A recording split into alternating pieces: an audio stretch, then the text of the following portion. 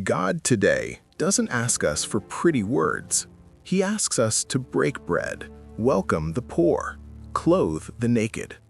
St. Paul reminds us that faith is not based on human discourse, but on the power of God.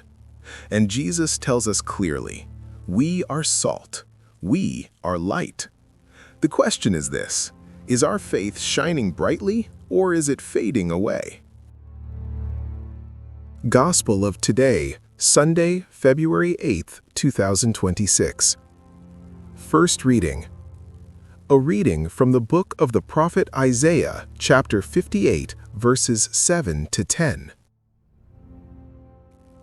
Thus says the Lord, share your bread with the hungry, shelter the oppressed and the homeless, clothe the naked when you see them, and do not turn your back on your own. Then your light shall break forth like the dawn, and your wound shall quickly be healed. Your vindication shall go before you, and the glory of the Lord shall be your rear guard. Then you shall call, and the Lord will answer. You shall cry for help, and he will say, here I am. If you remove from your midst oppression, false accusation, and malicious speech, if you bestow your bread on the hungry and satisfy the afflicted, then light shall rise for you in the darkness, and the gloom shall become for you like midday. The word of the Lord. Thanks be to God. Responsorial Psalm. The just man shines brightly in the darkness. Light shines through the darkness for the upright. He is gracious and merciful and just. Happy the man who is gracious and lends, who conducts his affairs with justice. The just man shines brightly in the darkness. He shall never be moved. The just one shall be in everlasting remembrance. An evil report he shall not fear. His heart is firm, trusting in the Lord. The just man shines brightly in the darkness.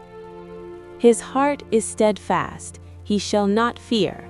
Lavishly he gives to the poor. His justice shall endure forever. His horn shall be exalted in glory. The just man shines brightly in the darkness.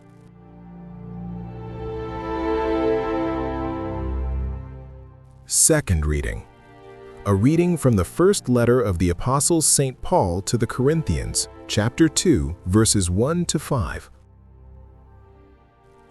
When I came to you, brothers and sisters, proclaiming the mystery of God, I did not come with sublimity of words or of wisdom, for I resolved to know nothing while I was with you, except Jesus Christ and Him crucified. I came to you in weakness and fear and much trembling, and my message and my proclamation were not with persuasive words of wisdom, but with a demonstration of spirit and power, so that your faith might rest not on human wisdom, but on the power of God. The word of the Lord. Thanks be to God. A reading from the Holy Gospel according to St. Matthew, chapter 5, verses 13 to 16. Jesus said to his disciples, "You are the salt of the earth. But if salt loses its taste, with what can it be seasoned? It is no longer good for anything but to be thrown out and trampled underfoot. You are the light of the world. A city set on a mountain cannot be hidden. Nor do they light a lamp and put it under a basket. It is set on a lampstand, where it gives light to all in the house. Just so, your light must shine before others, that they may see your good deeds and glorify your Father."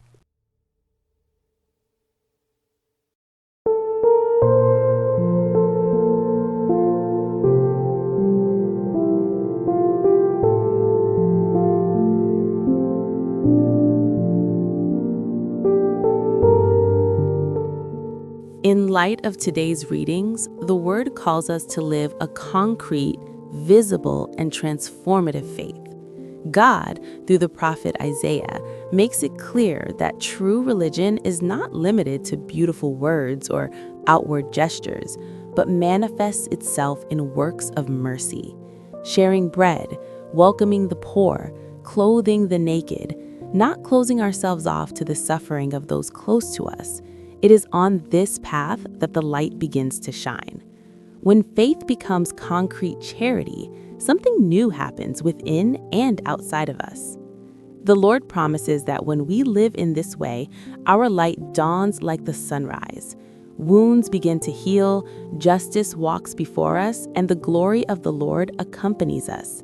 It is not just a future reward, we already experience God's action here. When we reject oppression, easy accusations, slander, and judgment, our hearts open to the living presence of the Lord, who answers our cry and says to us, "Here I am." The psalm confirms this truth by presenting the portrait of the righteous. He shines in the darkness because he trusts in the Lord. He's not dominated by fear, nor is he shaken by bad news, because his heart is steadfast in God. His security does not come from circumstances, but from faith. His charity is enduring, not an occasional gesture. He shares with the poor and lives with dignity because he has chosen to place God at the center of his life. St. Paul, in the second reading, helps us understand where this strength comes from. He reminds us that he did not proclaim the gospel relying on human wisdom, eloquence, or prestige. He proclaimed Christ crucified, with weakness, fear, and total trust in the Spirit. Here, we learn that true faith is not sustained by human brilliance, but by the power of God. When we trust too much in ourselves, faith weakens. When we rely on the Lord, the Spirit acts. In the Gospel, Jesus reveals our identity and our mission. He does not say that we should try to be salt or try to be light. He affirms, "We are the salt of the earth and the light of the world." This means that faith is not something private, hidden, kept only for ourselves.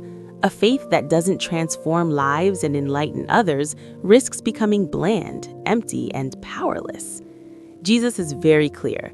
Light was not meant to be hidden. Good works are not for our glory, but so that others may glorify the Father. When we live in a state of grace, when we seek daily conversion, when we practice charity and justice, our lives become a sign. Even without words, we proclaim God. These readings lead us to a serious examination. Has our faith been visible? Have we been salt that gives flavor, or have we adapted to the world, losing the taste of the gospel? Have we been light, or do we prefer to hide so as not to bother, not to be questioned? Is our faith expressed in works of mercy, or does it remain only in discourse? Today, we are called to concrete action.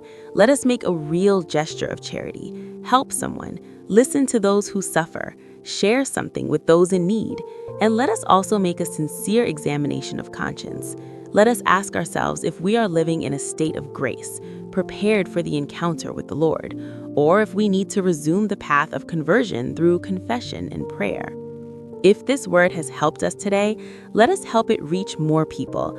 Like this video and share it with someone who needs to be reminded that they have been called to be a light. In this way, this channel remains alive and sustained, bringing the gospel to many hearts daily.